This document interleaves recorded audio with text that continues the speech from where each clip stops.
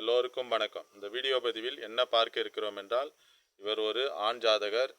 இவருக்கு திருமணமாகி இப்போ ஒரு 6 அல்லது 6.5 ஆண்டு காலம் ஆகிறது. இவருக்கு இதுவரைக்குமே அந்த குழந்தை பாக்கியமே இல்லாமல் இருக்கிறது.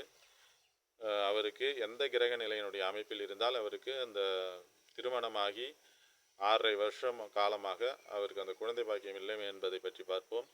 ஒருவருக்கு அந்த குழந்தை பாக்கியம் விரைவில் கிடைக்க வேண்டும் என்றால் குரு காரகனாகிய குரு நல்ல அமைப்பில் இருக்க வேண்டும். அதாவது கடுமையான பாவத்துவ அமைப்பில் இருக்கக்கூடாது. 6-8-12 மறையாமல் இருக்க வேண்டும். அதேபோல் அந்த பாவக அதிபதி கடுமையாக பாதிக்கப்படாமல் இருக்க வேண்டும். அந்த பாவகமும் சனி செவ்வாய் ராகு கேது இவர்களால் கடுமையாக பாதிக்கப்படாமல் இருந்தால் அந்த புத்திர பாக்கியமானது திருமணமாகி 1 வருட காலத்திற்குள்ளேயே அவருக்கு அந்த குழந்தை பாக்கிய அமைப்பு கிடைக்கும்.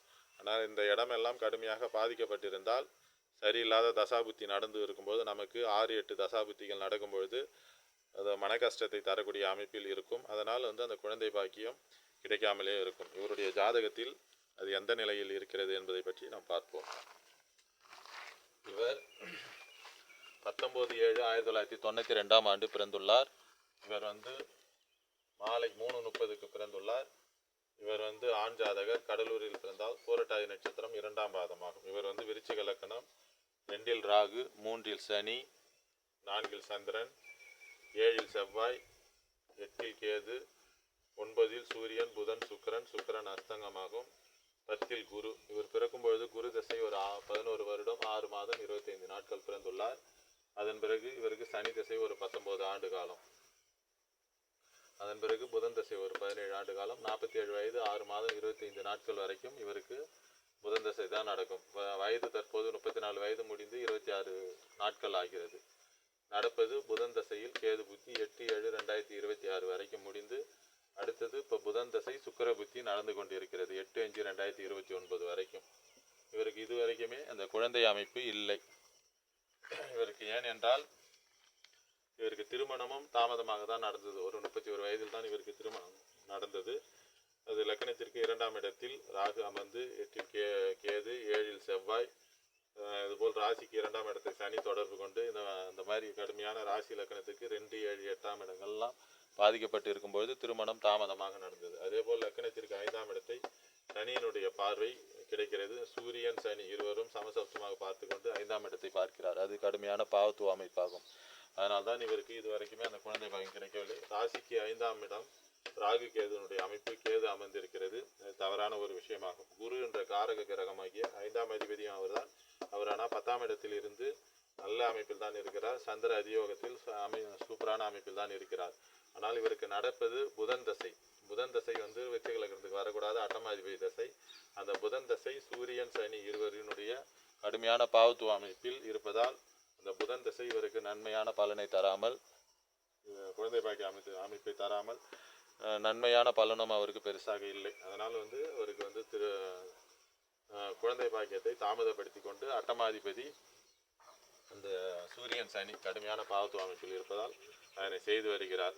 இவருக்கு எப்பொழுது குழந்தை பாக்கியம் கிடைக்கும் என்றால், புதன் தசை கேது புத்தி முடிந்து விட்டது. அடுத்து சுக்கிர புத்தி. சுக்கிரனும் 7ஆம் அதிபதி 12ஆம் அதிபதி சூரியன் சனி இவர்களுடைய பாவத்துவ அமைப்பில் இருக்கிறார். 5ஆம் பாவகத்திற்கு எந்த விதமான தொடர்பிலும் அந்த சுக்கிரன் இல்லை. அவர் 8ஆம் அதிபதியினுடைய தொடர்பை தான் வாங்கியிருக்கிறார். அதுவும் தவறான ஒரு விஷயமாகும். அடுத்து சுக்கிர புத்தி முடிந்தவுடன் சூரிய புத்தி. சூரியனும் 5ஆம் அதிபதியோடு எந்த விதமான தொடர்பிலும் இல்லை. அதனால் சூரிய புத்தியும் தரத்துக்கு வாய்ப்பில்லை.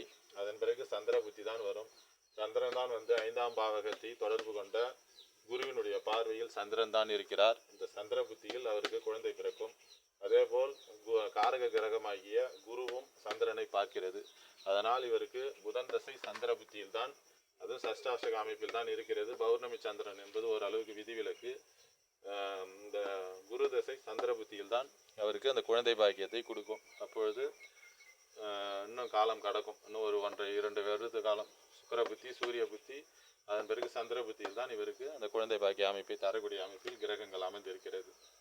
இந்த சூரியன் சனி இருவரும் சமசப்தமாக பார்த்து கொண்டு 9ஆம் இடத்தில் அமர்ந்திருப்பதால் இவருக்கு அந்த சிறு வயதிலேயே சனி தசை ஆரம்பிக்கும் போது இவர் அப்பாவும் ஒரு விபத்தில் இறந்து விட்டார். இதுபோல் வந்து 9ஆம் பாவகத்தில் சூரியன் அமர்ந்து 9ஆம் பாவகத்தை சனி பார்ப்பது தவறான ஒரு விஷயமாகும். 9ஆம் பாவகத்தில் அட்டமாதிபதி புதன் வந்து அமர்ந்திருப்பது தவறான ஒரு விஷயமாகும். அது அவங்க அப்பாவை இறப்பதற்கு அது காரணமாகும். இதுபோல் வந்து அந்த 5ஆம் பாவகம் கடுமையாக பாவத்துவ அமைப்பில் இருப்பதால் அவருக்கு வந்து இந்த குழந்தை பாக்கிய அமைப்பு மிகவும் தாமதமாக இதுவரைக்குமே ஒரு 6.5 வருட காலங்கள் குழந்தை பாக்கியம் இல்லாமல் தாமதப்படுத்தியே வருகிறது. மற்றொரு வீடியோ பதிவில் வேறொரு தகவலுடன் பார்ப்போம். எல்லோருக்கும் வணக்கம். என்னுடைய தொடர்பு எண் 9940342555 என்ற எண்ணை தொடர்பு கொண்டு ஜோதிட சந்தேகங்கள் மற்றும் ஜோதிட விளக்கங்களை தெரிந்து கொள்ளலாம்.